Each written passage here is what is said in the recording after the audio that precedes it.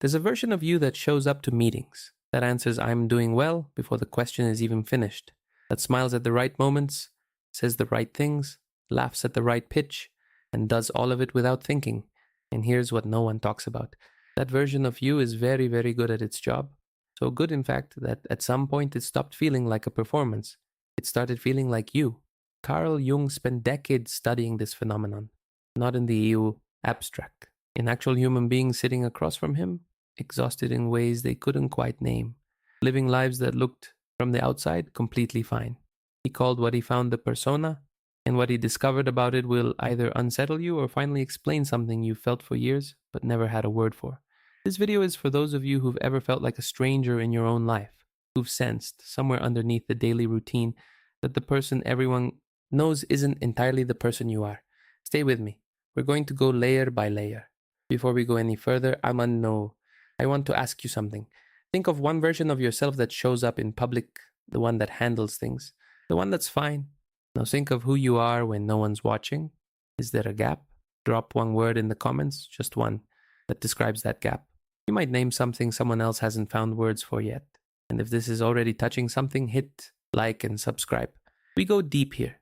Every week, Carl Jung wasn't theorizing from a distance when he developed the concept of the persona. He was watching people and watching himself. He understood that every human being, from early childhood, begins constructing a face for the world, not out of deception, out of necessity. The word persona comes from Latin. It was the term for the masks worn by actors in ancient theater. Each mask signaled to the audience who the character was: the hero, the king, tyrant, the fool. Jung borrowed this image deliberately. The persona he wrote is the mask we put on in response to the demands of the outer world. It's how we adapt, how we function, how we survive in a collective society that has expectations of us before we're old enough to question them. And this is where most explanations of Jung get it wrong. The persona is not the villain of the story. Jung was clear about that. We need our social faces. A doctor needs a certain presence in a hospital room that may not be how she is at 2 a.m. on a Sunday. A teacher needs to hold authority in a classroom even on the days he feels uncertain. The persona is the bridge between the inner world and the outer one. And without it, functioning in society would be close to impossible. Jung wasn't asking us to destroy our masks. He was asking us to remember we're wearing one. The mask was never the enemy. Here's the thing about the persona that almost no one explains correctly. It's not a lie. It's not even a distortion, necessarily. It's a selection. A portion of who you are that you've learned to foreground because the world responded to it, because it worked, because it kept you safe or loved or employed or respected. The problem Jung identified is specific and precise. It's what he called the inflation of the persona, the moment when the selection becomes the totality, when the costume stops being something you put on and starts being something you can no longer imagine taking off. Imagine someone who, for a formal event, puts on an elegant suit. At first, they feel the weight of the fabric, the stiffness of the collar. They know viscerally that they are dressed up, that this is not how they move through their living room on a Tuesday. But imagine that same person wearing that suit every day, to every context, for years. At some point, the weight disappears, the stiffness becomes familiar, the suit starts to feel natural, comfortable, theirs. And one day they wake up and cannot imagine what the body underneath it looks like anymore. Not because the body is gone, but because they've stopped looking. That is what happens to a persona that has been worn too long in too many rooms without ever being set down. And here is the part that matters. It doesn't feel like a mask when that happens. It feels like a face. It feels like you. So how do you know if that's happening? Jung left us a map, and I've distilled it into 10 signs, not as a checklist to rush through, but as a descent. The first ones are visible. The ones in the middle are uncomfortable.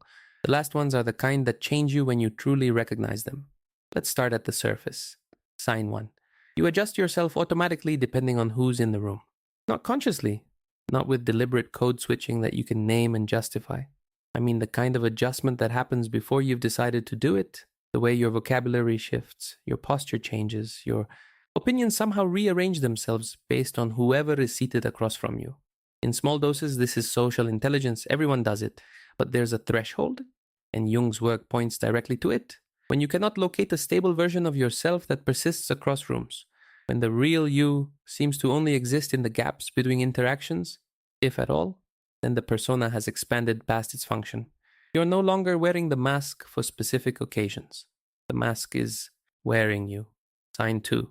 Compliments make you uncomfortable in a way you can't explain. Someone tells you that you did something well, genuinely without agenda.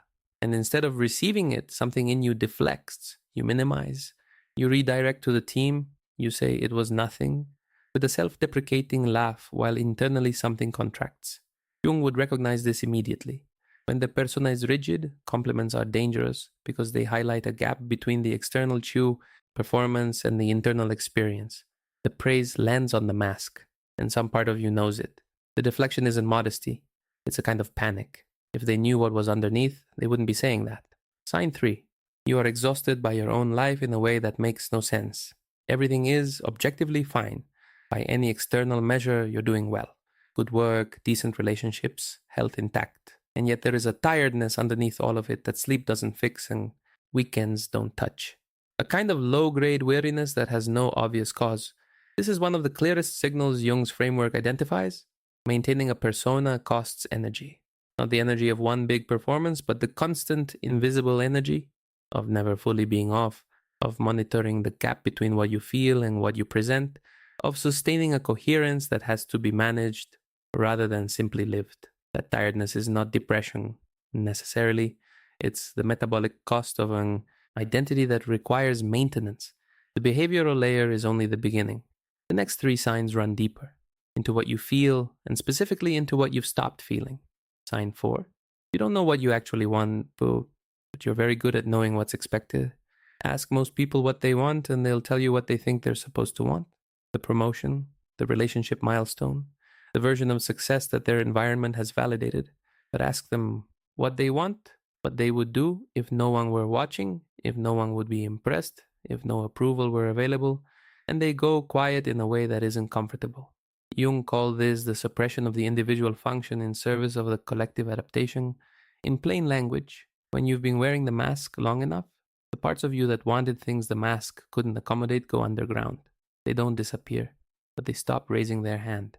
If you're genuinely uncertain what you want, not temporarily, but as a persistent condition, that's not indecisiveness, that's information. Sign 5.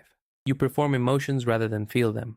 Not all the time, not completely, but there is a version of your emotional life that is almost curated. The right amount of enthusiasm for good news, the appropriate sorrow at bad news, the calibrated anger that is assertive but not difficult, all of it real enough to pass, but processed before it arrives, filtered through a layer of what is acceptable to show here before it surfaces.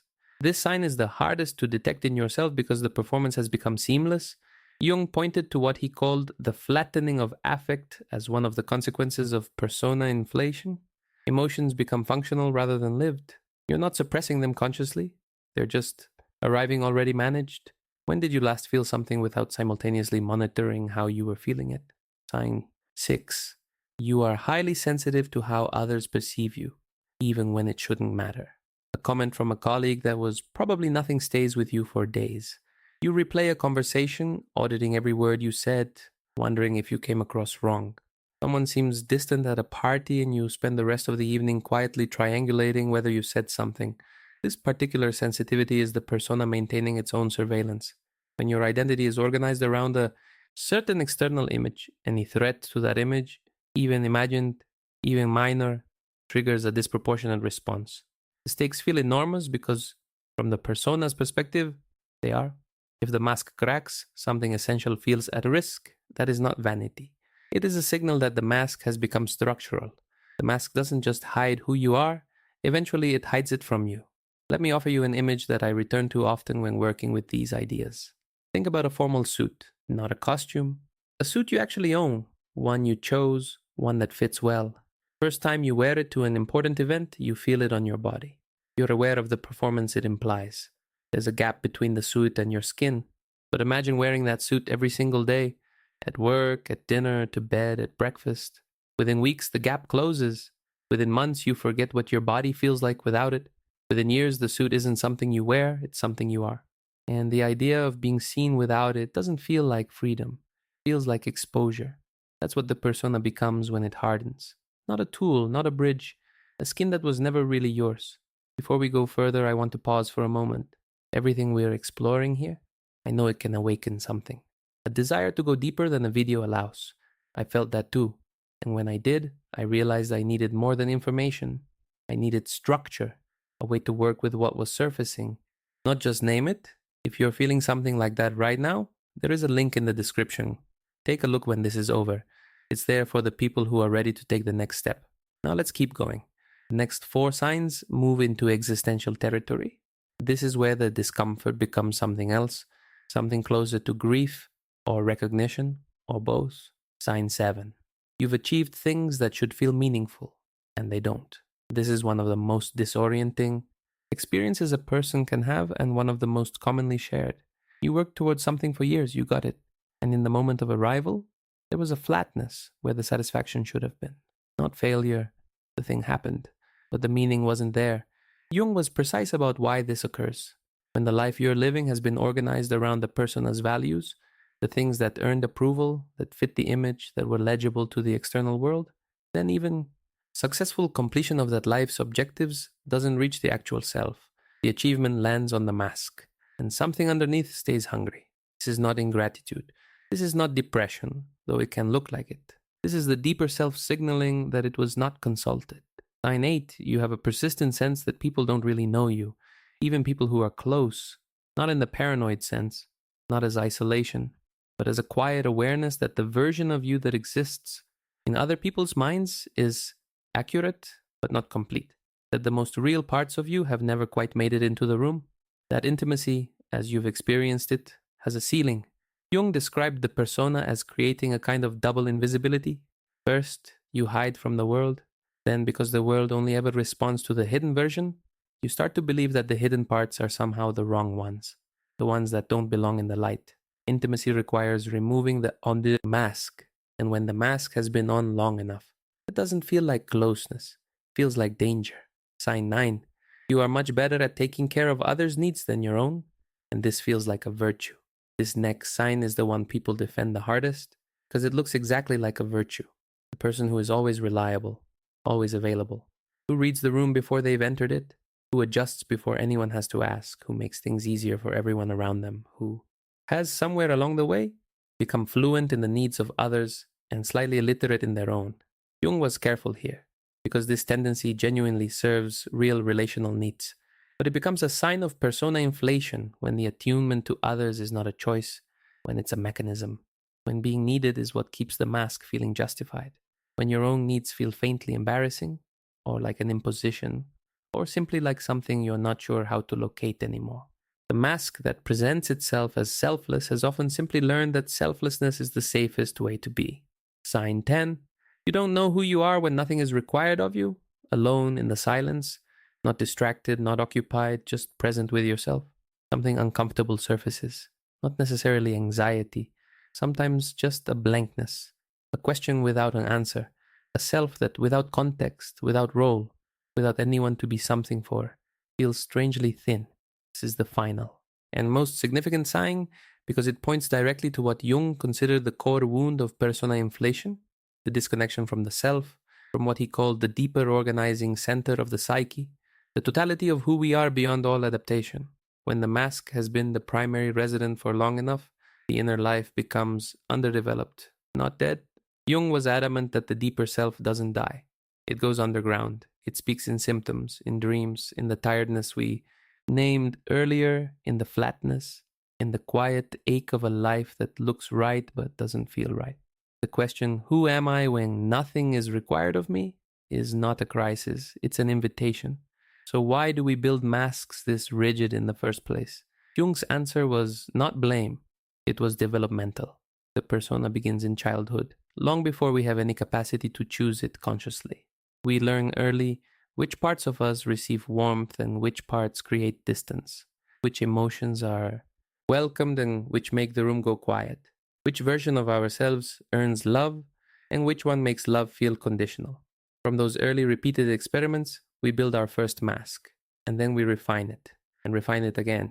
And by the time we're adults, the mask is so well fitted, so well practiced, that it no longer feels constructed, it feels grown. The more threatening or unstable the early environment, And I'm not talking only about dramatic trauma, but about the everyday unpredictability of conditional love. The more essential the mask becomes, the more perfect it needs to be. Because for a child, the mask is not vanity, it is survival. That's the origin. And naming it doesn't excuse the costs, but it changes the relationship to them. The person behind the mask was not weak, they were adaptive. They built what they needed to build with what they had at an age when they couldn't have known any other way. If you've ever felt exhausted by your own life without knowing why, stay with me for this one. Jung named a cost that rarely makes it into popular psychology. He called it the loss of soul. Not in a mystical sense, but in a very specific psychological one. When the persona has dominated long enough, when the deeper self has been consistently overridden in favor of the external image, something begins to hollow. Not dramatically, quietly. The way a house becomes cold when no one is living in it. All the structure's intact, the windows still there, but the warmth's absent. He also noted what happens when the persona fails. When circumstances strip it away unexpectedly. A job loss, the end of a role, a relationship that defined who you were. When the context that supported the mask disappears, the person can feel not just lost, but genuinely unreal. Because if they were the mask and the mask is gone, who is there? Jung called this the identity crisis that isn't actually a crisis, it's an emergence. The destabilization of the persona when it happens with some degree of awareness is not the self-breaking, it's the self-surfacing. The more convincing your performance, the harder it becomes to find the person underneath it. But they are there. Jung was certain of that. The deeper self, what he called the self, capitalized, to distinguish it from the ego, doesn't disappear under the persona. It waits, it sends signals. It surfaces in what we find unbearable, in what we secretly long for, in the lives we imagine, briefly, and then push aside as impractical. It speaks in the gap you named at the beginning of this video, between who shows up in public and who exists when no one is watching. Which of these 10 signs felt the most uncomfortable to recognize in yourself? Not the easiest, the most uncomfortable. That discomfort is information. Share it below. You might name something someone else hasn't found words for yet. And if you want to go deeper than this, to work with this material rather than simply witness it, the link in the description is there for you. It's for the people who are ready for structure, not just language. Like this video if it touched something real. Subscribe if you want to keep going. We haven't even gotten to the shadow yet. And what lives in the shadow is exactly what the persona has been hiding. I want to leave you with something that isn't a solution. Because if I've learned anything from sitting with Jung's ideas over time, it's that the psyche doesn't respond to solutions. It responds to honesty. The question I'll leave you with is simply this. What part of you has never made it into the room? Not the part you're afraid of, not the part that needs to be fixed, just the part that's been waiting quietly for enough silence to be heard. You don't have to answer it now. You don't have to answer it out loud. But notice what happens in your body when you ask it. That noticing, like that small, wordless recognition, is where Jung's process of individuation begins, not in dramatic transformation, not in sudden revelation, in a moment just like this one when something inside you says, yes, that's me. I've been here all along. The mask was never the whole story. It was just the chapter you knew how to write. The rest of you is still unwritten.